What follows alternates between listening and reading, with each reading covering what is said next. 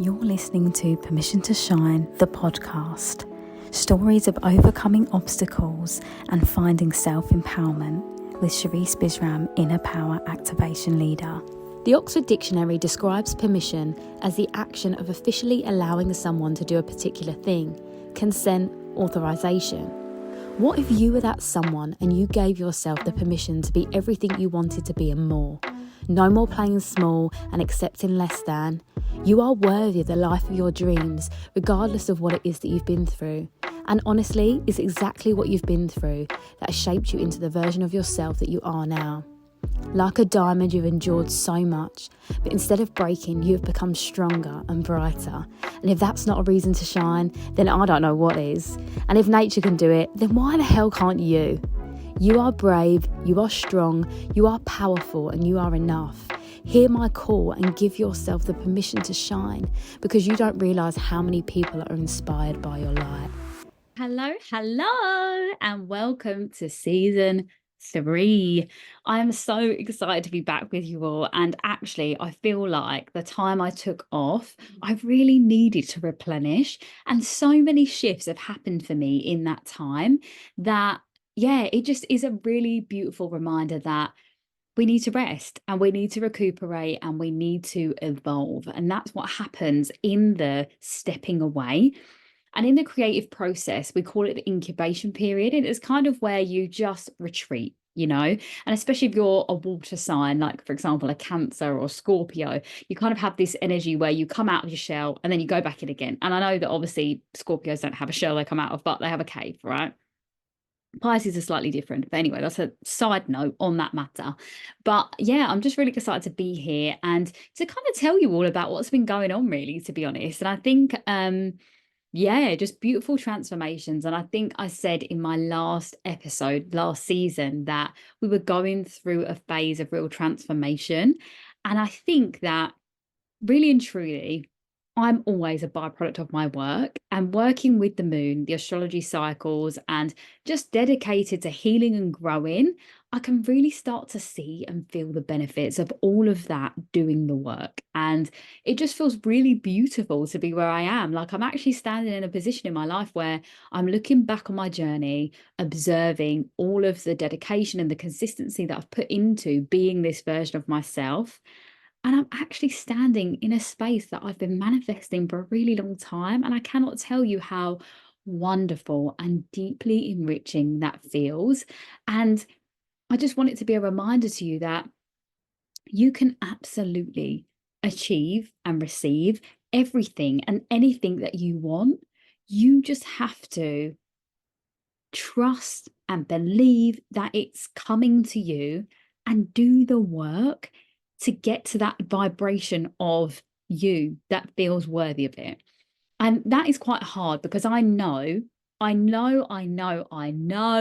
every deep level that the breakdown happens right before the breakthrough. And I think last month I was literally on the edge of the breakdown moment, because everything felt overwhelming. It felt hard. It felt tough. It felt like I was trudging through mud again, but nowhere near what it had been in my life, nowhere near the really, really difficult times that I had, but equally it felt uncomfortable. And I think really and truly, growth feels uncomfortable, because the thing is, with our comfort zone, and I say this all the time, nothing grows there.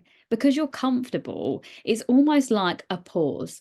And when you stay in that pause for too long, that's when you feel like you're stuck. So that coming out of your comfort zone into the next chapter or cycle does feel a little bit uncomfortable, because it's not what you're used to. But what you're used to doesn't serve you anymore. So that's why you have to keep pushing through it in a way that doesn't feel like force, which is, I know, a lot to ask of you. But again, as always, I am a byproduct of that in everything. And I'm sure if you look back on your own life, you would see moments of that. For example, maybe you left your old job, you went into a new one, you've got to learn all of the systems, how they do everything, all the protocols. It feels really overwhelming, like there's a lot to learn and do.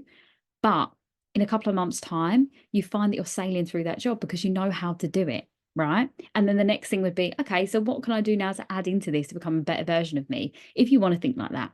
And sometimes you don't. And that's absolutely okay too, to really bask in the stillness of the journey that you've created for yourself. And I feel like that's definitely what the last few weeks have looked like for me. It's looked like the breakthrough, sorry, the breakdown, the breakdown first, the breakthrough happening, and just really sitting in that space for a little while and being like, yeah, this is really nice. It's really nice to be here, but what's next? And that's really kind of the journey that I've been on, yeah, myself. And I think, you know, what else I would say on that moment of living in your manifestations is the brightest light casts the biggest shadows. And what I'm saying there is, receiving my manifestations has been wonderful and beautiful and just, overwhelming in the most beautiful sense, but equally overwhelming in the most scariest sense too, because it feels like there's a sense of, could it be taken away? Is this real? Am I going to live up to it? All of these little tiny niggly thoughts kind of come up in that moment. And that's when you know that you're in a new energetic space, because if you're not feeling a little tiny bit tested or, questioning just a little bit, you're probably in the wrong space. Because I even say that in a physical form with dance, for example. So for anyone that comes to my dance classes or has ever been to my dance class, I have a very unique style of how I do everything. As you might have guessed from just me as being a human being, I have my, own way. One of my friends used to say Sherisse unique, because I've got to do it my way. And even with my choreography, I like to choreograph to the beat, to the music, and also the snare, the kick. Like, I have such an ear that I've developed over time that I like to choreograph to all of it. So it could be that we're dancing on the words, then we hit the beat, then we come back to the words again, then we hit the beat again. And trust me, it takes a while to follow. And if what I'm saying just sounds like absolute gibberish, I apologize. I'm trying to find a way for this to work.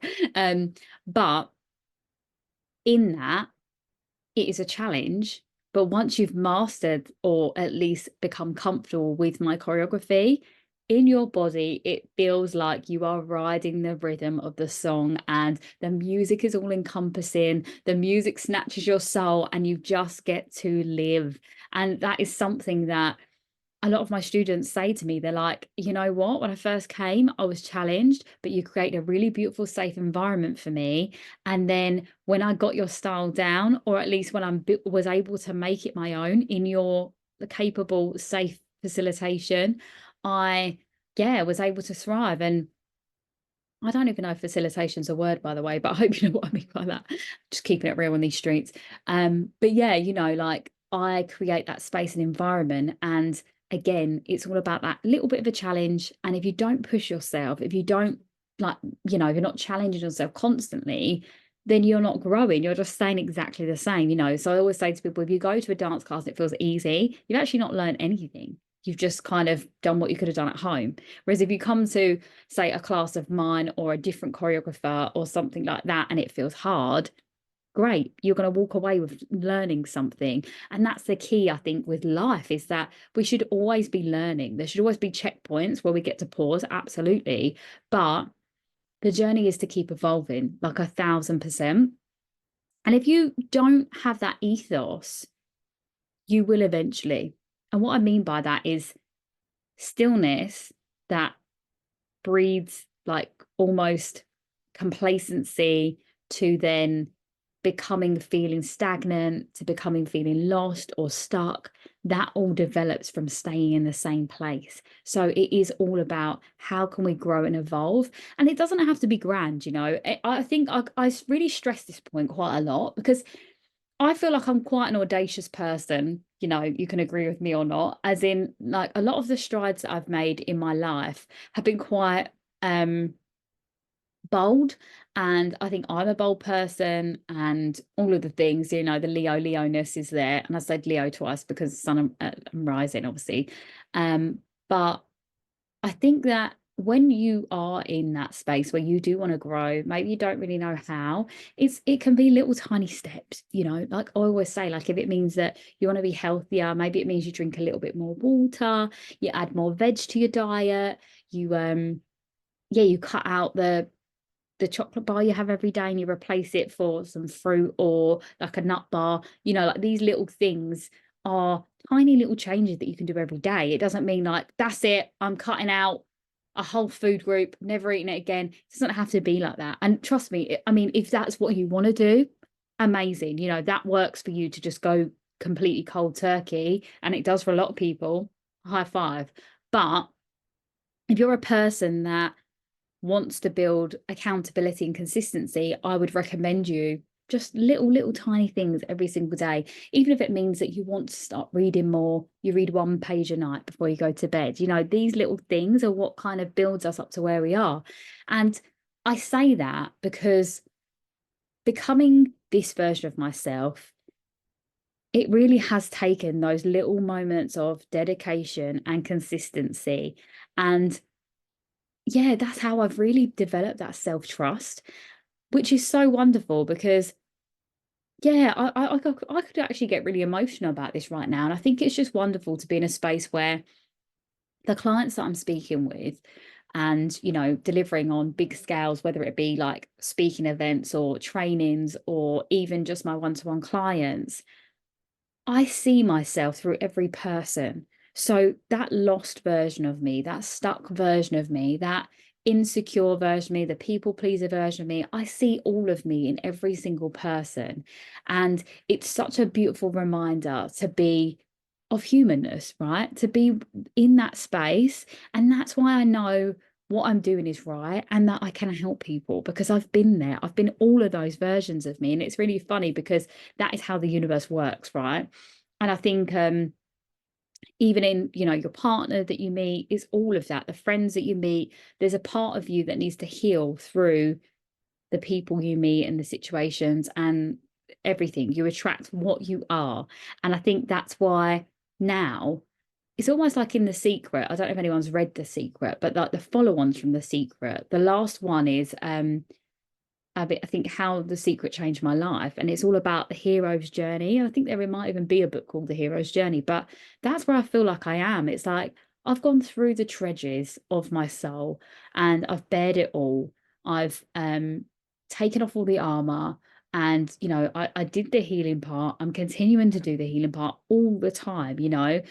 Every night before I go to bed, I have a full routine. And that for me is just a grounding moment. It's a chance to release the emotions of the day, the feelings of the day, but also a chance to reconnect with Sherisse, the soul level person. And why I say that is because so much of us, and again, I've had a whole podcast episode on purpose, which you can go back to, but so much of us are just existing and living through the labels that we've adopted.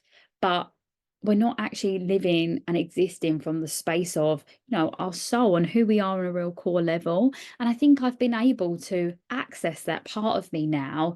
And what happens is every night and every morning, I'm anchoring into that version of me. So I'm not just getting out of bed and stepping into Sherisse the dancer, Sherisse the inner power activation leader. It's like always at a base level, I am just Sherisse. And don't get me wrong, I am an inner power activation level leader at my core level.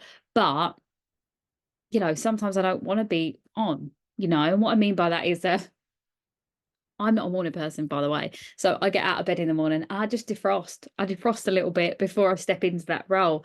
And that comes with my mindful practice. So, if you have been around me in the morning, you'll know that I'm quite a slow burner. I take a little while to warm up, exactly that analogy. And then once I've, had something to drink, like a couple of cups of tea and some water and something to eat, then boom, I'm ignited into this version of me. But equally, sometimes I might not choose to be that version of me. And I think when you have that sense of radical self-awareness, you know who you are, you get to step in and out of it when you feel like it. And I think, yeah, and that's not even like a surface level-y, like label-y thing. That's like, do I feel like I want to be that now?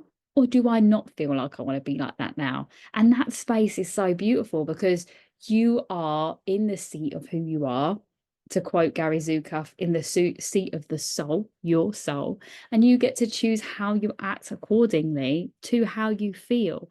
And I've said it a few times that how you feel is a real indication of what feels right to you. So all of this intuitive energy that we have inside of us that we actually don't listen to, that not listening to your intuition is doing you a massive disservice. So for anyone that is dedicated to this journey of growth and becoming your, most empowered self, you have to listen to what your soul is telling you. And if you don't listen, as I've said before, it will manifest in the body in different ways. And that could be physical illness, it could be exhaustion, burnout, it could be short temper, anxiety. All of these things are results of you not listening to you. And especially in a people-pleasing scenario, like my client that I had today, it was like when we're in survival mode as well, and a lot of us don't realize, again, I say trauma is a spectrum. So when we're in a state of just growing and learning and evolving, we don't realize that some of the situations we've had have been trauma, and they could be like lower T trauma, which is just uncomfortable situations and hardships that we face, things that have been difficult. It doesn't have to be big T trauma like, abuse or death or things like that, but it's trauma nonetheless, and it needs to be respected as that, because when it is, and when you identify and understand it as that, it then becomes easy to understand who you are and why you've acted the way you have. And I think in people pleasing, you become passive and you don't have an opinion of your own, and you don't have a direction as such. And that is a very sticky space to be in, because you are allowing external forces, people, situations to dictate who you are at your core level. And that is where it becomes dangerous, because that's where you get manipulated and taken for granted and walked all over. So this is, again, why it's so important that we build up our relationship with ourselves, because in that space, you then know who you are and what it is you want. And that's exactly what my client said to me today. I don't know what I want. And I went, it's because you don't know who you are. And we were like, wow, yeah, it really is that simple, but equally layered and complex in that space. So, as always, like, my question to you is, who are you at your core level? Who are you? Because from that space, you will then be able to figure out what you want, and the universe will then be able to meet you with what it is you want, because right? And you've set that intention. So, for example, like for me, I know that I'm a woman, identify as a woman, and I'm passionate about life, about learning, about growing, evolving, and about helping people. That's my baseline level. All of the other stuff is just extra, right? And I know what I want for myself. I want to be able to help people in this way. I want to be able to, share my expressive passions like dance and, again, speaking. All of those things tie into each other. And this is the thing, it's all going to feed into each other. It's all going to cross over. And then from that space, I've just been very clear to the universe that, like, I am a leader in everything that I do, because, as always, I go first. I'm leading by example. I'm doing the work. I'm standing in my power. I'm owning every part of me. And the universe was like, yeah, we see you. Here you go.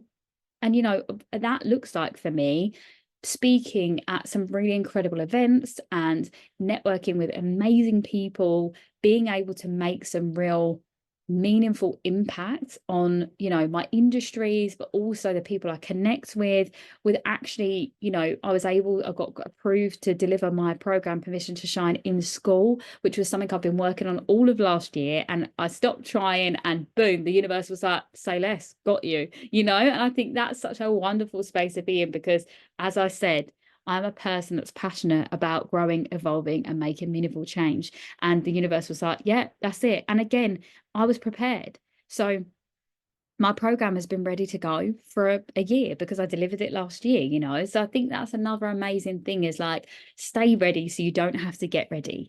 And that feels just like beautiful full circle moments in every area of my life, and every area of my life. I've been really, really working on softening and surrendering into my feminine energy. And I feel like that has been a challenge. I'm not going to lie to you. That's not something that's come easy to me, but as a byproduct of surrendering and owning my vulnerability and allowing myself to let go of control of the circumstances, as a byproduct, all of the areas of my life have become more fruitful in a really nice way. Like, I'm able to, like, give and receive deeper than ever before. And that just feels like a really abundant and beautiful space to be in, you know, whether that be help, love, affection, whether that be kindness, you know, all of these things are there. And I think when we are someone that's been through really difficult times, we find it really easy to give, you know.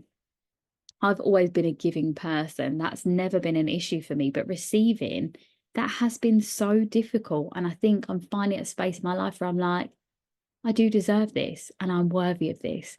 And I say that with such depth because I remember doing a meditation with a friend probably just before the lockdown. And when she said to me in the meditation about being deserving, that really felt uncomfortable for me. But to own that now and be like, I'm so deserving of everything I've ever wanted, that is just like magic to the universe. They're like, okay, there you go then, you know. And I even say this in my affirmations in my workshops and masterclasses and program. Like I make my participants and clients say that I am deserving. And I always say to them, it's going to feel weird at first because I don't think you've ever probably said it in that capacity. But when they own that space and they take it in and they absorb it, that is really where the magic is. And this is where, again, the manifestation part ties in because you have to be a vibrational match for the thing it is you want. Otherwise, the universe won't bring it to you. And, you know, the universe brings it to you in different ways too sometimes. And maybe instead of the universe bringing you the actual manifestation, sometimes it brings you a lesson that you need to learn in order to receive the manifestation. But it's always working in your favor, you know, and it's trusting that because when we know the universe is working in our favor, we aren't in victim mode.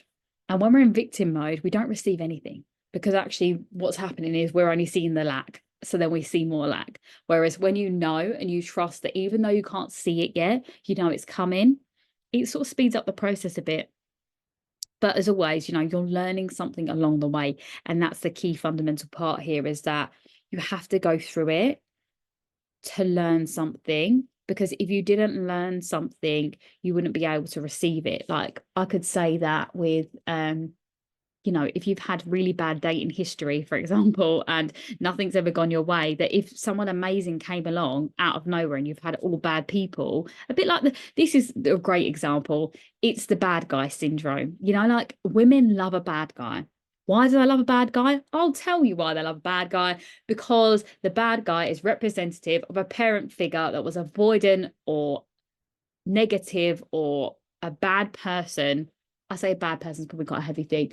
A bad influence or had bad energy, something like that. They've grown up with a parent that had that type of energy around them, that they feel comfortable to be mistreated or treated without respect or the love that they deserve. So when the good guy comes along, more often than not, the women can't receive him. And now that works with men too, by the way. I'm not trying to gender stereotype, but I'm just talking from my own experience through conversations that I have all the time with my female clients and female friends and family members. You know, this is such a, you know, global thing on so many different levels that this is why we need to do the work. And I said this really recently to a family friend. I was like, if you want to receive the love that you truly deserve, you have to repair that wound and see it for what it is. Instead of looking at that thinking, oh, that person looks shiny and dangerous, it's like, actually, that person is dangerous and not good for me and is going to treat me like rubbish. So I'm not going to put myself in that situation,